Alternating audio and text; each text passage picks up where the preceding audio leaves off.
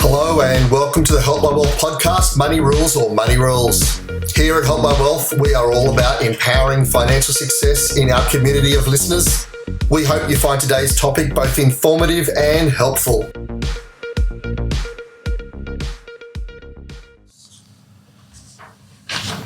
Hi, and welcome back to the Help My Wealth podcast, Money Rules, Money Rules. I'm your host, Stephen Logan, and as always with me is Hamish Ferguson. Hamish, thank you for coming along. Oh, you're welcome, Steve. Anytime. Our special guest today is Matt Ivers. Matt Ivers is the founder of Vision Finance in 2000, and he's worked as a licensed mortgage broker since that time. So for over 15 years, he's been specialising in investments and in property. Frustrated that his investment clients were purchasing property without strong and robust research to back up why they were doing it. In 2015, Matt went on to become a licensed buyer's agent and then on to become an accredited investment property advisor.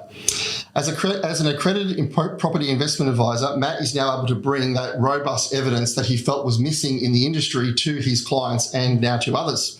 He's also the Vice President of the Australian Property Investment Association. Matt, thank you so much for coming.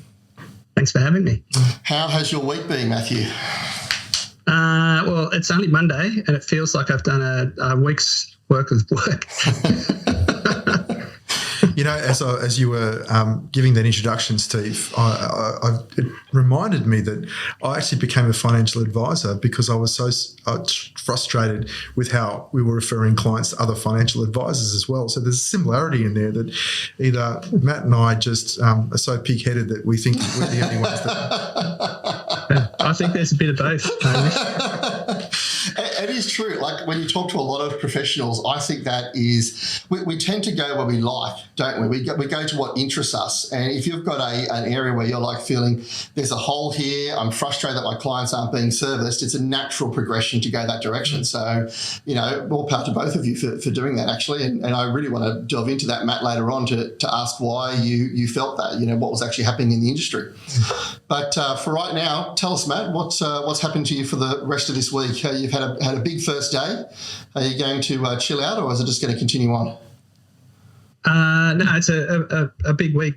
I've got sort of quite a lot of client files to do, and I think you're going to touch on it later. But when we put the what we call a property investment evaluation plan together, it's a lot of work. So I've got a lot of that to do this week and to present to my clients, which is the fun bit. Yeah, absolutely. Well, look, fantastic. Well, let's get into it. One of the things I wanted to ask you was actually around that career move. I mean, that's a big move to go from solely being a mortgage broker to actually going, hang on, I want to really get around investment property and investment property advice.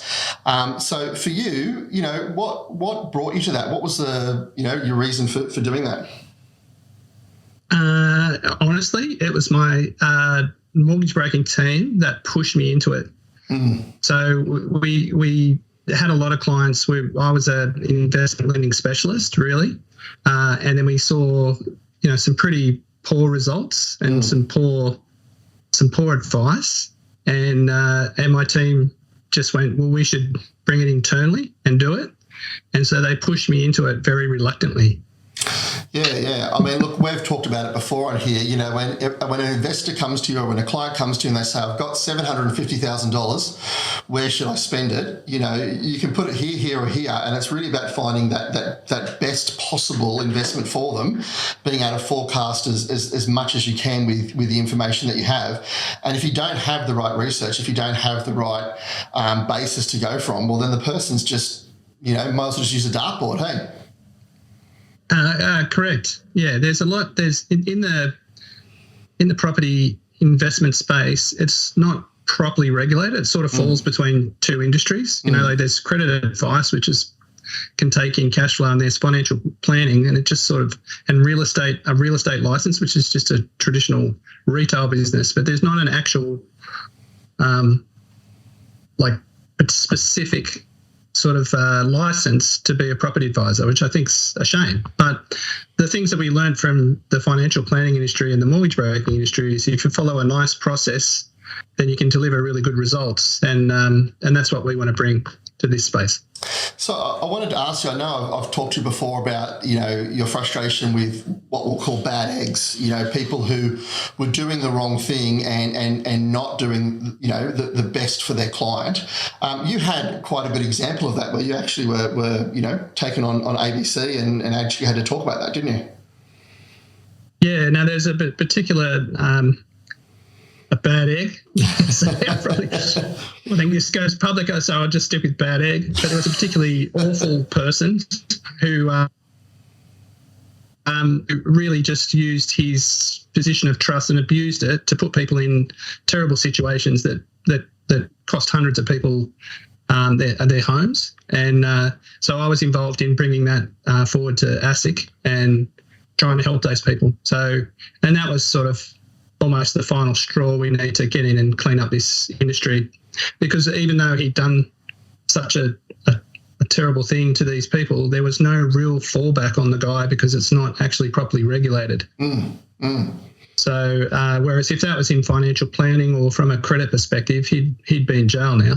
Yeah. So look, let's move forward from that then and go, what are now you hoping to achieve in regards to actually bringing that robust evidence? I mean, you talked about the property evaluation plan that you do for your clients.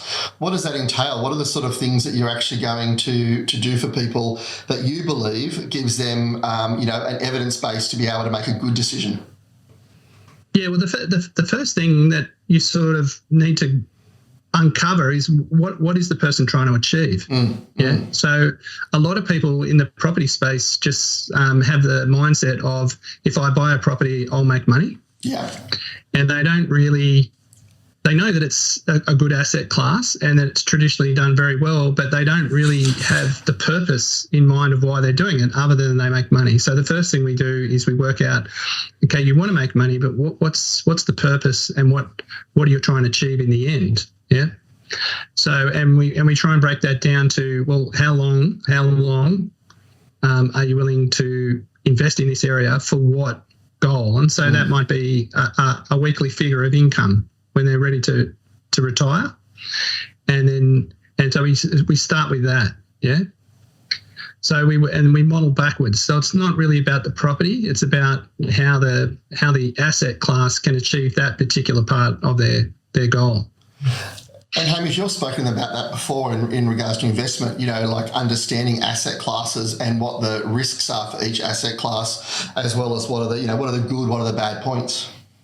Yeah, absolutely. I mean, I quite often say to people that, whether it's property, whether it's super, whether it's shares, they're all tools. They're all tools to help you reach a certain point. And each tool, just like you might think of, a carpenter, they pick up a hammer because it does a certain job. They pick up a drill because it does a certain job. And property and the different asset classes all have different purposes. So property investment, isn't bad. It's just you got to make sure you align the goal with the property, with and what the capacity of the person is. I guess, Matt, if you'd agree with that, and hopefully, it all comes together. Yeah. And for you, Matt, what are you saying to most of your clients is the length of time that someone needs in this asset class to be able to see, some growth and to be able to see the sort of results they're wanting to achieve? Oh, look, you'd at least want one cycle, It's which is 10 years. I think that's 10 years. Otherwise you're speculating. And in the property space, it's expensive to get into it and it's expensive to exit it. Yeah. And it's a bit like a slow moving train, like even the best forecasters, and I sort of read everyone's reports, they'll often be out by a couple of years. They might be in the right city and the right place, but it might be 2 years after they expected it to go up that it does. Yeah. So you just got to play that patience, So, it's the same.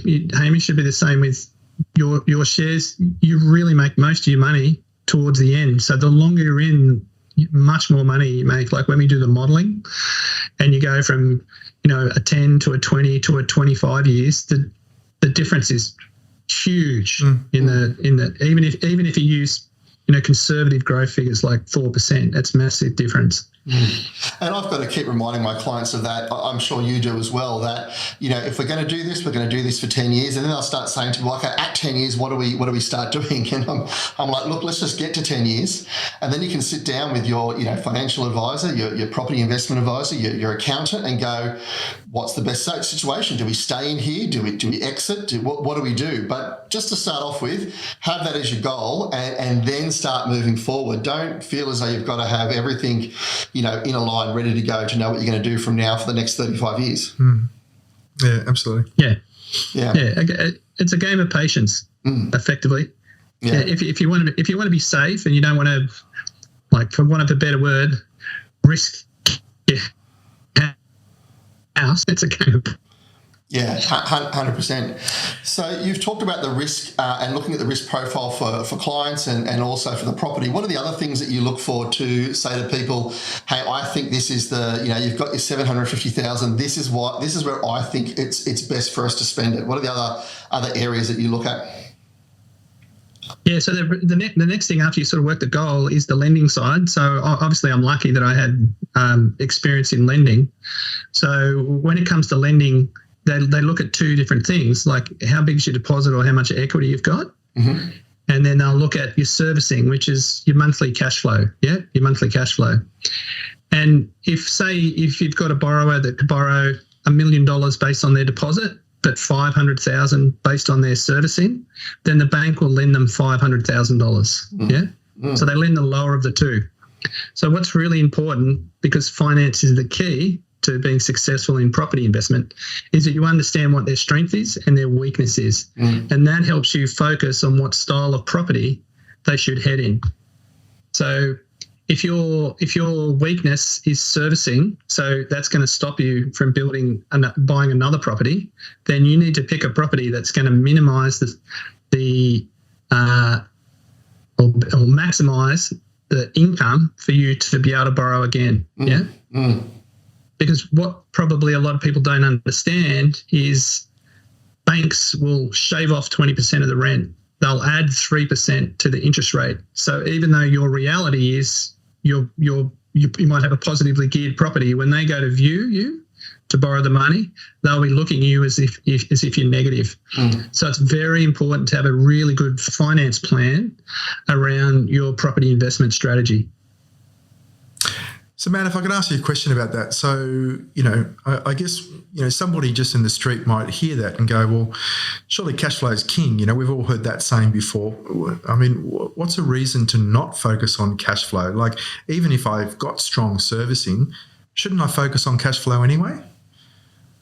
That's a good one. So it all depends on the individual, right? But let me give you an example of a client who's a young person, yeah, and they haven't got a lot of savings, but they're on big money, Let's just say they're on 250 grand with better prospects, but they're in their early 20s and they haven't got a huge deposit and they haven't got a family commitment.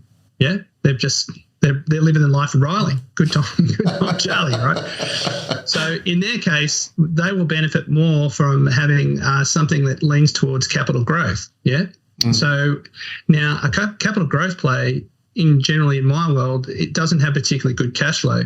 So you might buy a house on say a 4,000 square metre block that's sort of near some infrastructure that's likely to be subdivided or it's capable of being subdivided now.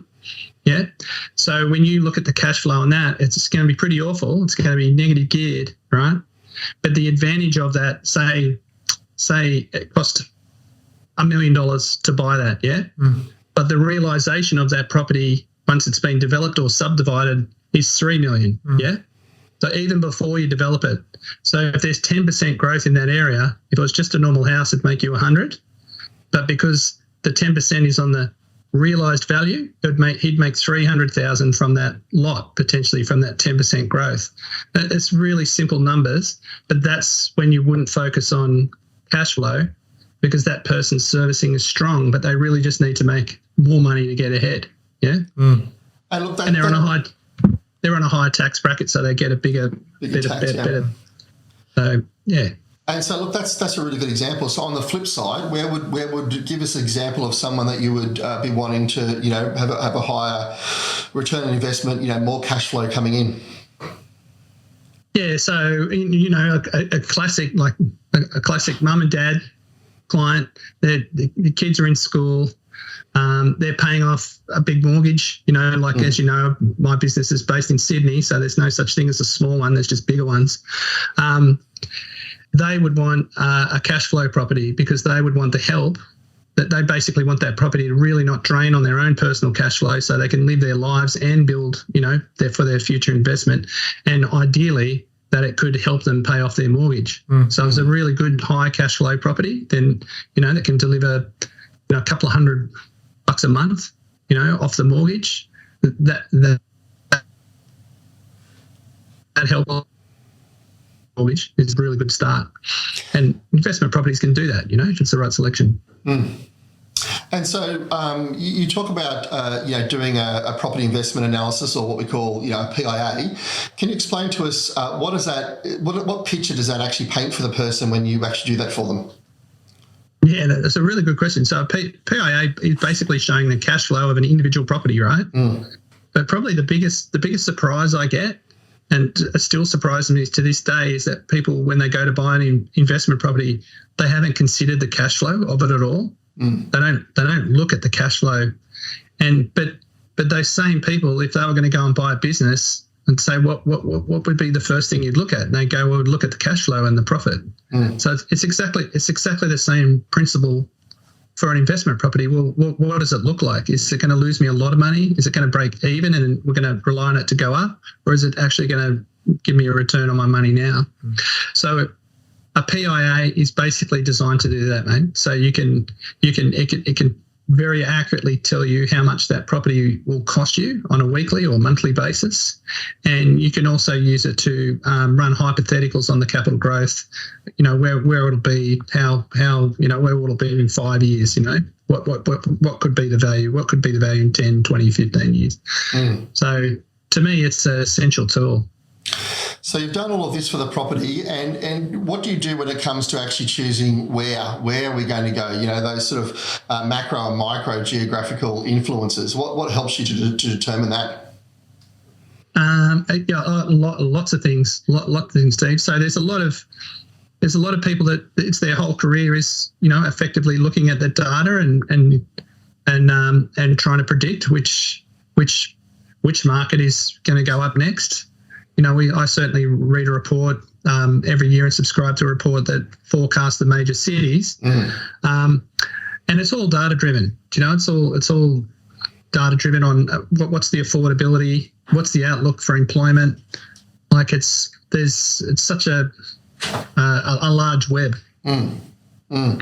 So I remember hearing a story, so tell me if this is true, that before we had a lot of those big data tools that were available to us now just to check and see quite easily, when you had to get journals and paper thing coming in, you actually sat there one day and put every journal across the table and circled everything and brought all the data together manually. Is that true?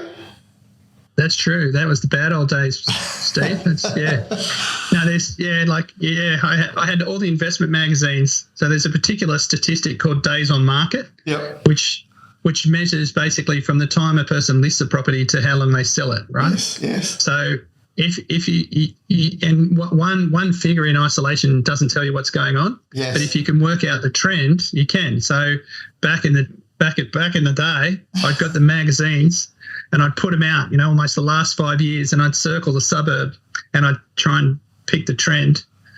And it was a very painstaking process. But these days, unfortunately, we've got the IT system, and it does that in less than 10 seconds, So I can, and it graphs it beautifully, so I can tell straight away what's going on in a suburb. Yeah. I know, Hamish, you said to me when I first heard of the name Matt Ivers, it actually came up because you introduced me to Matt, and you were saying that your frustration from the mortgage broking point of view, that you also didn't have this evidence. And you're saying, oh, look, this guy's starting to develop this really cool, robust evidence that I can actually show my clients and say, look, this is good. So from your point of view, since 2015, when Matt started this to where it is now, how's that been for your clients?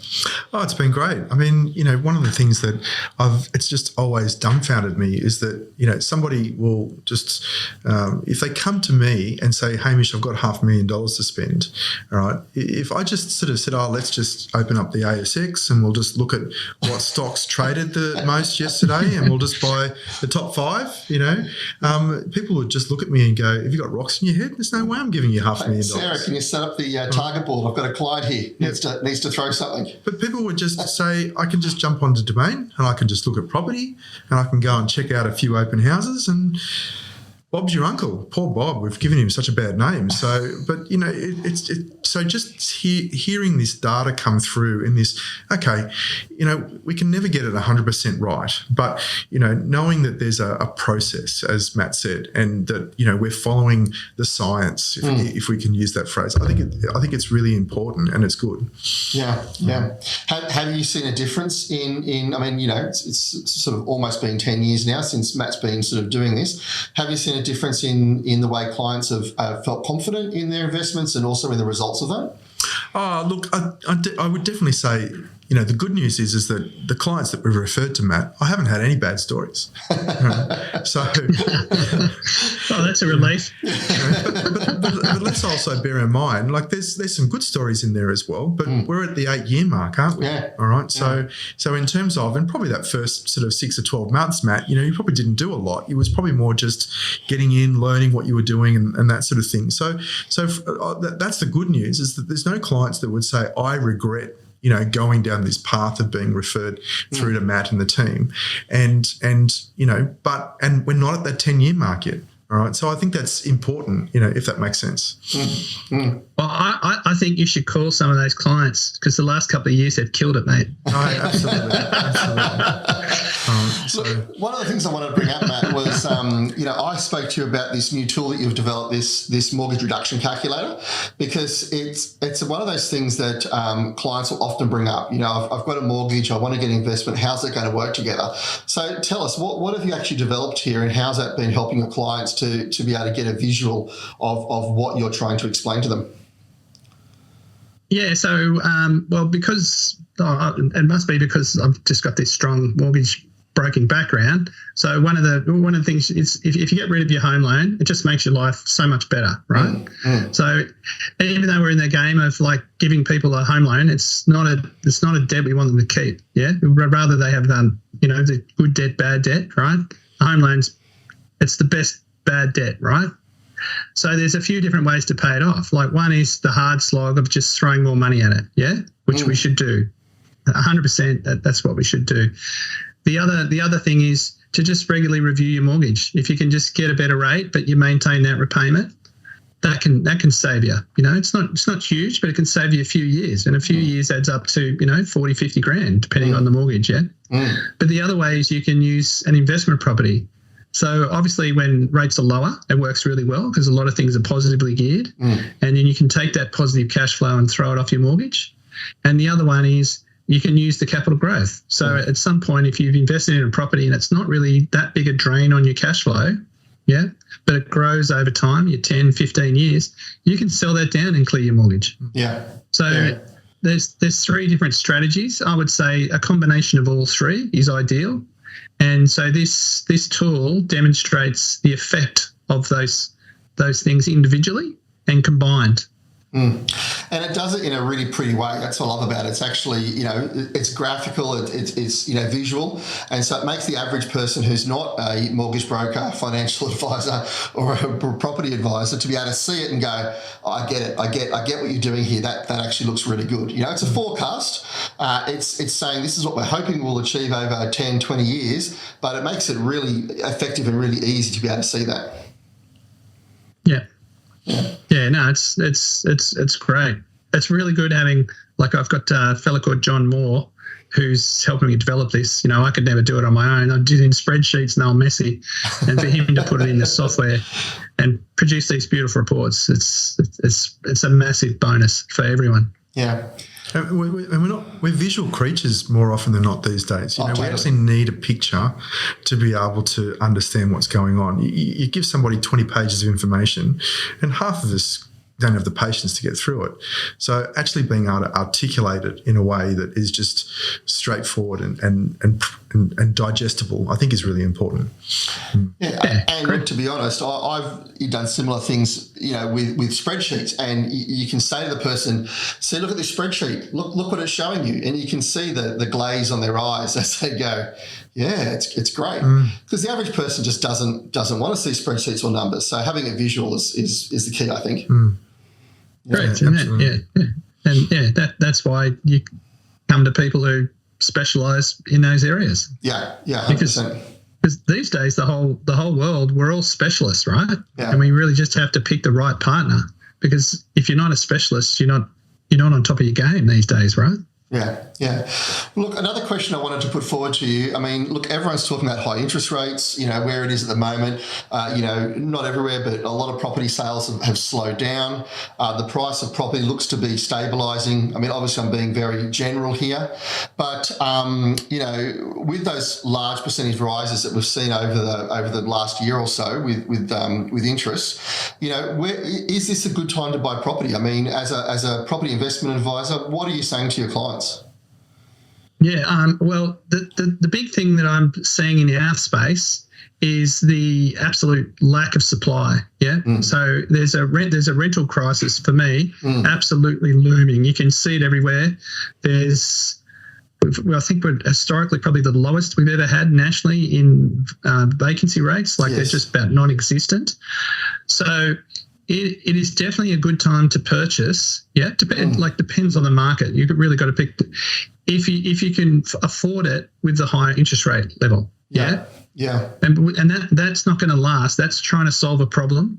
That problem, once it's on top of, they'll loosen the shackles on that. Yeah. And when they loosen the shackles on that, it'll be game on, because it's so short on stock that I can only, and it's dreadful, I can only see it going up from that point. As soon as borrowing capacities are increased again, it'll be game on, because it just doesn't make sense to rent, because the rent is so much, right?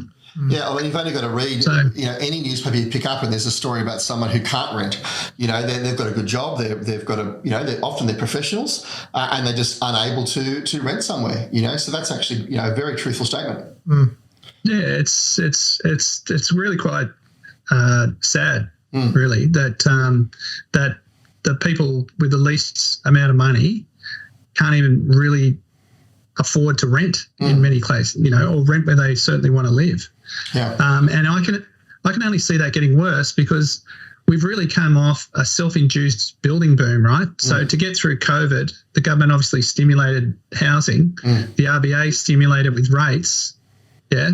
So there was a lot of houses built, during that period, and it was pushed through, and there was no immigration, right? And we still ran out of property. Yeah. And so now we've got immigration, and now we've got higher interest rates, so people are investing less, and a lot of investors who had, poor cash flow properties, because they probably didn't understand the weight of it, and certainly when it went from 2% to 5.5% to 6%, they've dumped it. It's been bought by owner occupiers, and there's less stock. Yeah. So if you can afford to invest this time, and you understand your cash flow, understand the cash flow. If you can afford, it will pay off later, because when rates come back down, that property will switch very quickly into positively geared, and away you go. So that leads me on to another question. I don't know if you've got any thoughts on this, Matt, but, we've sort of seen information over the years talking about, like during COVID, there was all these houses that were empty because of them turning into holiday houses. You've also got this, I guess, question mark around the number of people in each dwelling, right, slowly dropping down over time, because we're having less kids. And I think there's quite a high proportion of people that like or choose to live on their own these days. So are you seeing that sort of come through in the style of houses being built and things like that, or not really? It's definitely, like, you can see apartments and townhouses and smaller houses are catering from it. You know, like even like rooming houses. You know, like a rooming house is like a flash boarding house. You know, where they've got almost a studio apartment sharing with 5 other people, and the take up on them is massive. Yeah. Oh. So it's how people are choosing to live, but I don't believe that the planning, you know, the planning level at all state government levels is anywhere near good enough or to deal with what's coming yet, or it doesn't seem to be. It seems to be a bit reactive. It seems to be behind the ball. You know, like, you can see we've got a crisis now, but if you were to build a big apartment block, from go to woe, so I mean one, you know, that's at least a couple of 100, 300, that's a 5-year minimum project, you know, and that's only 200 units that may look after 400 people. You know, so I'm a bit worried. I think the biggest issue that we'll see the next federal election will be a housing crisis. I can actually see that too. I think you're right. I think that is going to become talked about more and more in the media and in the public. I read recently that the government spent, I can't remember how many $1 billion it was on revamping all of the community housing and social housing, and by the end of it, they were actually 100 houses or 100 units less than what they were when they started, because so many of them had to actually be demolished and pulled down because they were no longer structurally right. So, they started the project thinking they're going to increase the amount of social housing they had, and by the time they finished it, they actually had decreased it by 100 houses. I mean, the rest of them were all beautifully new and renovated, but still, in negative. And that's just going to continue. Yeah, and even if you throw a huge amount of money at the moment, you just there's not the people to just build it. Yeah. There's just... if you look for coming out of it, the pipeline's getting better now, but there was just not enough people to get the work done. And I mean, there wasn't enough builders and there wasn't enough supply, and there was a big issue in the industry that came out of COVID, but there wasn't enough town planners to approve stuff, so it was, it was hyped up and it sort of blew it up. But the problem we've got now is, with the interest rates being high and the stock that was built and came through, it's still not helped the vacancy rate levels. And I'm not talking from an investment perspective. I'm talking from a healthy Australia perspective. The problem is, now we've got higher interest rates. There's less interest. You haven't got your mum and dad normal investors that just aren't going to want to invest because they're struggling under their own mortgage. They're not thinking about getting another one where a property is going to take more money off them at this point, so... Totally. And look, to touch back on that interest rate thing, I had I talked to a client recently who brought that up in a bit of a worry, is this the right time? And I said to them, look, I always say to my clients, I need you to do the figures and do the numbers and talk to your mortgage broker and your accountant and so forth, because, example, a year or two ago, we're at 2%, we're not going to stay here. Interest rates are going to go up. Interest rates are going to go down. Property is a 10-year, 20-year game. It's not going to stay at 2% for the whole 10 years, And so now we've got a situation where interest rates are high, and it's the same conversation in reverse. It's just saying, okay, this is the higher end of the game. Do you know what I mean? Talk to your mortgage broker, your financial planner, your accountant, get advice around that. But we can expect that over the next 10 years, it's going to go down again and then go back up again. So I think it's funny. It's one of those things where when interest rates are low, people have this really positive, optimistic outlook and don't want to consider what the cost might be if interest rates go up. But when interest rates are higher, they're actually being able to get in with a much greater understanding of what their cash flow is and what they can afford as well. So sometimes for some of my clients, it's actually not a bad time because, they're really understanding the risk, they're really understanding the reward, and they're really understanding what their outlay is going to be for this investment property. Mm-hmm.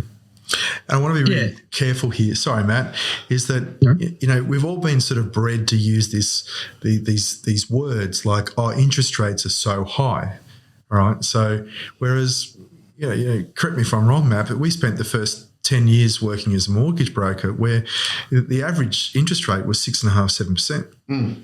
All right, so rates actually, and I want to be careful here because there's obviously a bit of pain out there and people aren't enjoying this change of interest rates. And I'm not necessarily saying that rates are going to go up terribly much further either, but we have to put it in perspective that the rates we're currently paying at the moment are historically high. Yeah. Anyway, sorry to change your mood. No, that's exactly what I was getting at as well. So, Matt, look, we talked about the ideas of different areas. So, do you sort of see in Australia there's a bit of a property clock that, it might be good in Melbourne one year, might be good in Brisbane another year, might be good in, Adelaide another year, but essentially your job is to look around Australia at where currently now is going to be the best place to actually put your money, because Hamish and I have talked before that often people want to invest next door. They want to invest somewhere where they know. They want to invest in a suburb that they actually are a bit more aware of, and it's one of the things we have to try to explain to them is go, look, I get that. It's nice the idea that you can see your investment property if you go for a drive for 10 minutes. But at the same time, you can't go into it. You can't just knock on the door and go for a walkthrough. You have to trust your leasing agent to be the one that's actually going to do that work for you. So whether it's in Brisbane, Perth or Adelaide, in reality, it's not going to change. So therefore, it's about going which area, which city, which suburb is the best for me right now. Would you agree with that, Matt? Yeah, 100%. Like it's really only first-time investors who feel that way, and it's our job to try and explain that. Trust me, when you buy this place, you'll never ever look at it again. Probably, like if you ask most of your clients, they'll go and see it at the time of the purchase, and then they pretty much it just pops out of their head until it's time maybe to sell it. Yeah. So, but you can understand why they're nervous. They understand that market. That's the market they understand. But it really is our job to explain that yes, that this property could be one, but we really need to put the merits forward of something else so that they feel comfortable in stepping out of that zone. But definitely, it's very, very rare that the best opportunity for you is next door. Very rare. The odds are very, very low. Yeah. So are you willing to talk to our audience and let them know where your head is at the moment? Yeah. Well, I think you talked about a property clock, right? So normally there is one. Yeah, normally there's a bit of a property clock, and it depends where you start on the clock. But if you were going to start, like, say, in Sydney, Sydney might go first. Say that's the first market that went up, and it's usually interest rate driven city because of the expense, the affordability, closely followed by Melbourne. And then those markets generally go up, and then people find it a stretch and get sick of it and feel overwhelmed by that market. So then you get interstate migration, they might go to Queensland, over to Adelaide, or potentially over to Perth. Yeah, that's the normal cycle. What we saw in COVID was everywhere was a bit quiet, and then everywhere took off at the same time because they overstimulated. I've never seen that before, but that's what happened, and it's 1 year. But you can see the corrections coming, right, for the markets that were really overstimulated. Yeah, so that's your Sydneys. They'd already come off a pretty good run. That's your Melbournes. They're coming off. Brisbane went up probably too much, too quick. It's coming off a bit, but I still think it's a pretty good market to look at. It's got a good story coming. Adelaide's done pretty well, but a market like Perth, which is sort of shut out and really hasn't done a lot since the mining boom. It's really only just coming in. The figures there, the data that we look at, it's lining up. It's lining up really well. So it all depends on the individual circumstances, but certainly I've got a very strong eye for that market in Western Australia at the moment. And it's interesting, there was a point in time there where they almost talked about Perth exceeding property prices in Sydney. I remember back in the very close. 2000s. You know, it was very, you know, it was interesting. And then Perth's just been quiet ever since, hasn't it? It has, but it can be explained because basically they had their mining boom, right? So when you have a mining boom, it's really intensive to start when you set up all the mines. So you have to have lots of people in. But once they're set up, then there's really sort of the maintenance team. So that huge labour force that was attracted over there then moved back east. Yeah. But there's nothing particularly mining boom going on in WA. It's just been in the doldrums for so long. You know, like affordability, I don't remember the exact numbers, but just home loan affordability over there is like at 20-something%, you know, whereas Sydney's like 60. Now, what people probably don't understand, but the people in Perth earn as much money as the people in Sydney. Like just that alone, you know. So sorry, Matt, just to clarify that. So when you say 20% versus 60%, so you're saying 20% of household income is going into service the debt, right? So, Correct, there's 3 times. It might be like 27. You know what I mean? In Perth, but it's at least half as much as Sydney, right? You require half as much, but they earn just as much. So just the sheer capacity of that state to afford for the houses to go up, they can cope with it.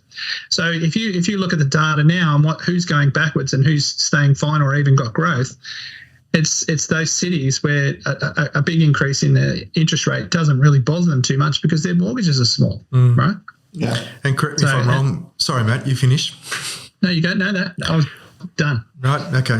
And correct me if I'm wrong, just for the listeners. So a bit of an average for mortgages is you sort of know a property market is affordable when it's under 30 and it's starting to heat up a bit when it gets sort of into those mid sort of 40s, isn't it? Yeah, correct. Correct. So 60%, obviously, if it does get that high, is quite detrimental, but 20s is good. Plus, I think I wouldn't have the figures off my head, but I think Perth actually had quite a lot of population influx as well after COVID as well. So there was more than a few people going, do I want to move to Brisbane? Do I want to move to Perth? And so a lot of those outlying areas got a lot of Sydney and Melbourne's population as well, you know. And it's interesting. Yeah, and no, you go, mate. Yeah, so I was going to say, and the big thing, what we didn't have was overseas migration, right? So one of the things that probably works against a market like Perth is it's just so far away from your family, right? So if you live in Sydney, Brisbane, Melbourne, you're like a 1 hour, 2 hour flight to get to your family. But obviously Perth, it's a 4 hour flight, so it's a bit too far. But so when they don't have international migration, because international people don't care, they'll just look at the city. And, is it a really nice city? Oh, this place is heaps more affordable and I get paid more money because they're not tied to family. Yeah. So they're going to pick up a lot of that. And if I don't know if you've been to Perth recently, but you can see it. It's a very multicultural place. Okay. So I wanted to ask you a question going back to being a investment property advisor, and being involved in the Property Association of Australia, the Investment Property Association of Australia. How has that actually helped you, personally with both yourself, with your own finances, but also with your own clients? Like, has that changed your outlook over the last 10 years of how you view property and how you go about actually choosing property? Yeah. Amazing, like huge difference. Yeah. Just even after I did the course, it changed my view on the way I look at property, because you find that until you make your decisions with the influence of data, and understanding issue, you will often think other markets are like the market that you've experienced, and you won't see the nuances between the markets. So. Like I would have a Sydney view because I, grew up mainly in Sydney and spent 20 years there. So I would place a Sydney view across another city, and rather, but when you look at the data and you look at what people are doing, that view may or may not be correct. So it's a massive difference. Massive difference. Like you can apply it, like Sydney's a mature market, so you can apply things that might happen, but you might apply them too early, right? You might be too early, yeah? For example, apartments in Brisbane, right? Yeah. You think in Sydney apartments are strong, right? Strong because it's so expensive to buy a house. But if you bought apartments in Brisbane, say 7 or 8 years ago, yeah, over a house, that was a bad investment decision, yeah.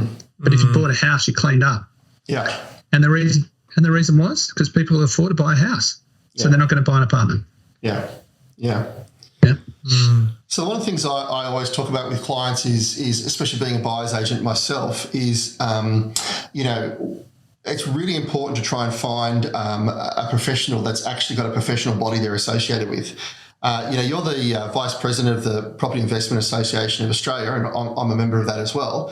But I wanted you just, in your own words, to explain to people why, in this industry that is a bit deregulated and doesn't have that sort of regulation that other industries do, why is it important to have these associations, or to even ask, is your buyer's agent a part of that association? Because they have a professional code of conduct. And then they have to follow. So even though there's no particular licensing or compliance regime put on them, the industry body puts it on them, on their members. Yeah. So they have to follow a certain process. So one of the reason why it was founded, the membership is to do that. And because a lot of what happens in the industry is people find some stock and then justify that to their client. Yes. Whereas it should be, what does your client need, and go and find it. Yeah. Yes. And so what is the compliance regime about doing that? And that's what the association's about. And so the members that are within it have to follow that protocol. Yeah, because you often see it especially on social media these days, a buyer's agent will be saying, I've got this property here. And it does make me go, hang on, you've already got a property and now you're looking for a client. Like, it seems to be a little bit reverse around. I know that they're not selling that property, but they've still found a property that they're now going, this is a good option for someone to buy, but they haven't actually gone through that process with their client to find out what that client needs. Correct. If it shouldn't work that way. Like, I just hope that those ads, then they go and assess the client, and then they say, well, maybe this is not right for you. But I do know the industry, and unfortunately, that's generally how it operates. And it's interesting because you guys may or may not have seen, there was a recent Four Corners show on real estate as an industry, and one of the things that they did was they focused on 2 or 3 agents. You guys see this at all? No? Yeah. I heard about it. I didn't actually see it myself. Yeah. I did see it. And it was Newcastle based. Oh, look, yes. Thanks for bringing that up. But I find it interesting when there's this line that says, but I'm following the letter of the law. Yes. And I'm not quoting him, but sort of similar to what one of the guys said. Yes. And isn't that's really that key difference with a professional association, isn't it? It's asking its members to go, not just to manipulate the law or to stay out of trouble, but it's this best interest duty, like what mortgage broking has had, and financial planning's been through that as well. It's actually saying, what does the client need, and how do we make sure the client is protected as much as possible through this process? Would you agree with that, Matt? Oh, I couldn't, Matt. When people say, I'm just following the law, that says everything about them, right? Yeah. Yeah. Because they're basically saying, I can justify my disgraceful behaviour because there's no law to stop me from doing it. Yeah. Right? Yeah. So, and you're absolutely right. Like, at best interest duty that's in the mortgage broking space and in the financial planning space, I wish it was in this space because that would clean it up a lot. That would clean up this industry substantially. Yeah, absolutely. Is the association, your association, pushing for that? Yeah, 100%. Yeah, like John Moore, who he's been pushing that this property advice space be a national licensed regime for a decade. And I think there's been a misconception that if you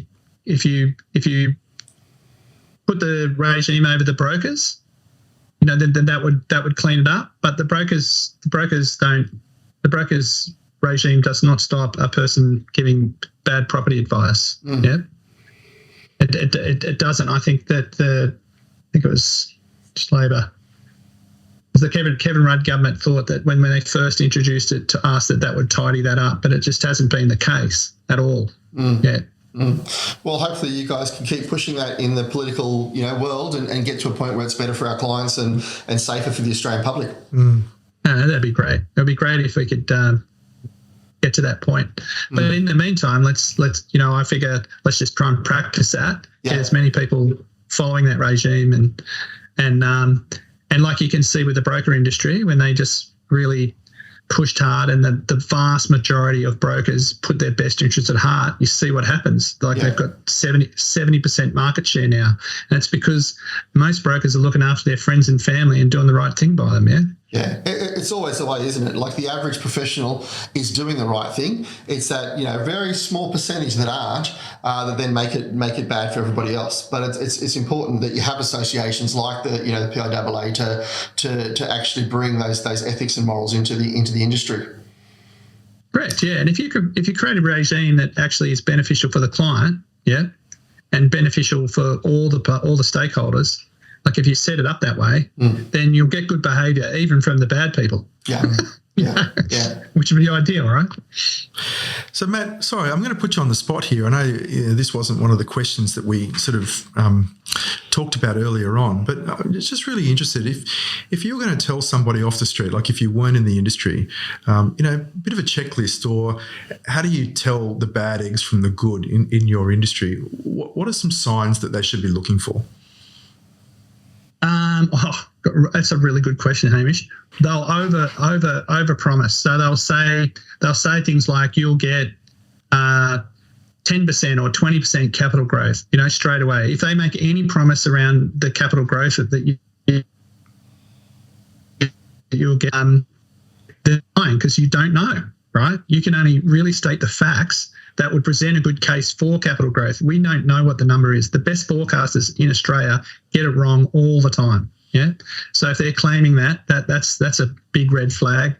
The other one is do your own homework. So a thing that I've saw a lot as a investment lender is that they would quote clients like, say, $1,000 a week. You'll get $1,000 a week in rent, right? There's no way they were getting $1,000 a week in rent. They're getting $600. So you can do simple things like go on realestate.com or any other sites and have a look at something that's equivalent to what they're saying to you and see what rent they're getting. Yeah, check it out, because over-promising on rent is a common one because it makes the cash flow look better and they try and sell you on that, but the actual fact is it's not true, right? It's not actually true.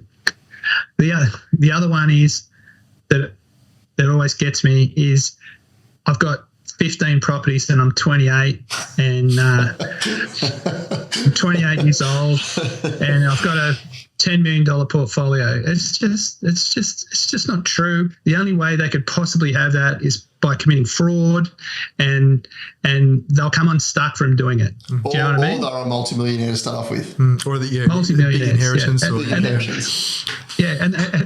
Well, they're multi-million, but they should disclose that. Well, I got $10 million, so that's why I've got that many places. And and if they drive it around in some sort of really super, Ferrari or Lamborghini, plus they're 28 years old and they've got a $15 million portfolio, no, they've probably gleaned a lot of people of a lot of money, rather than actually built their portfolio by themselves with their job at Woolworths. It's just not true. It's not true. It's not possible. Yeah. And a bit of a reverse on that, which is something I think you brought up earlier on, is just something I've picked up from tonight is almost the person that won't put anything in writing, right? Which is sort of what you're doing, isn't it? You're trying to change the industry by saying, let me put my advice in writing. Correct. Yeah. No, like if we recommend something to someone after their personal assessment, it's about a 20-page document that we get them to sign off on, and they get a copy of it. And if we put anything there that's not true with it, they can come back at us. Do you know what I mean? Yep. Yeah. Well, look, Matt, I've really enjoyed this conversation and really enjoyed, the advice that you've offered today. One of the things we always ask our guests is that if you could go back to your 18-year-old self, what would you tell them? Oh, Is this like from a professional perspective? Or? From what? Yeah. As long as it's clean, but yeah, no, just in general, like, the advice you've got, whether it's professional or personal, what would you be saying to that 18-year-old self if you could do it? Well, the 18, look, I was gonna bash myself and say, you should have bought more property earlier, right? But I did get in pretty early. But you definitely, if you can, as a young 18-year-old, don't go for the shiny things like the flash car and the flash and the holidays.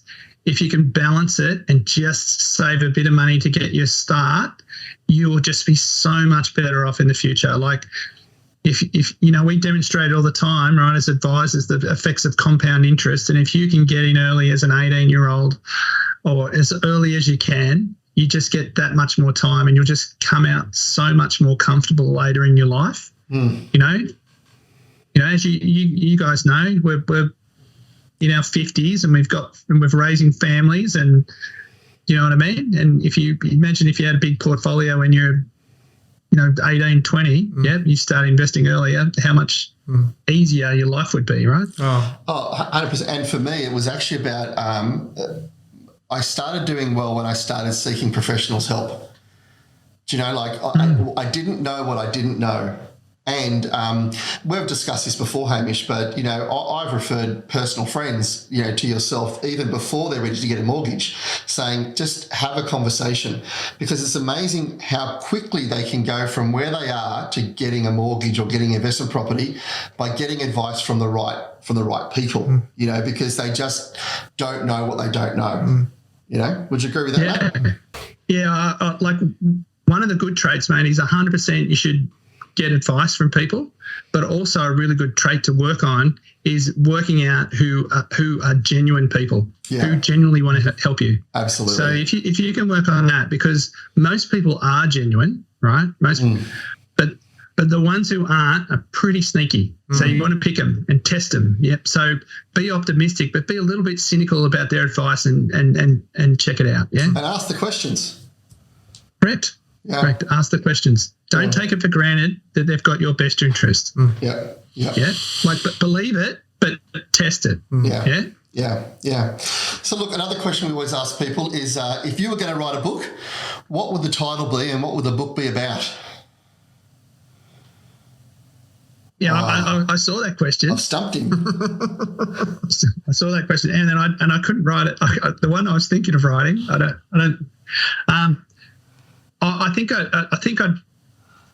always get back to this book. I think like Confessions of a Mortgage Broker. Like, it's just stupid, right? So we can tell the stories of what we've seen that would help people. Yeah. So I've seen a lot of investors do very well, and a lot do get themselves in all sorts of pickles that we saw it.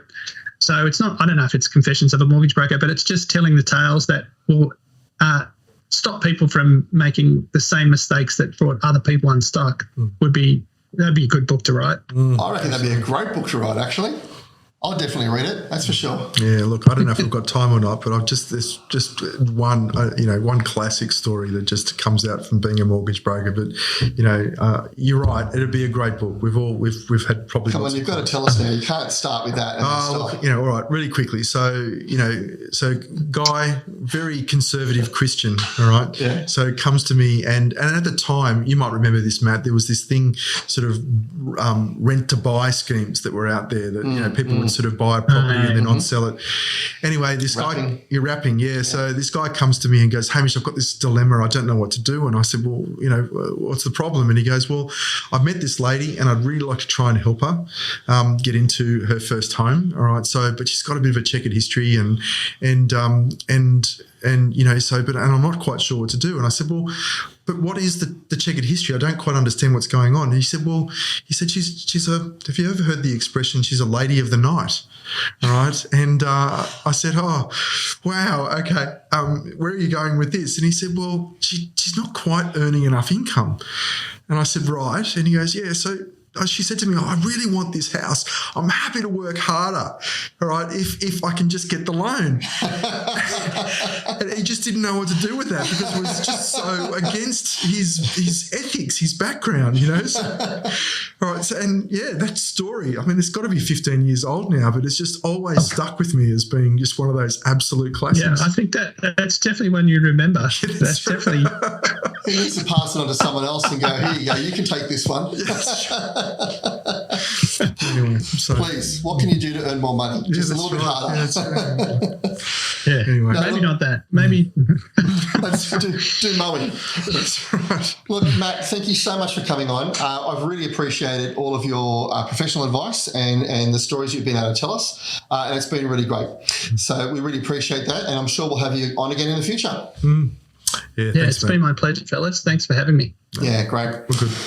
Well, look, at Help My Wealth, we're all about empowering your financial journey. Today we've done that by talking to Matt Ivers about investment properties and where the property market is at the moment in Australia. So I hope that's helped you. Goodbye for now, and we'll see you again next time. Yeah. Thank you. See you later. Bye.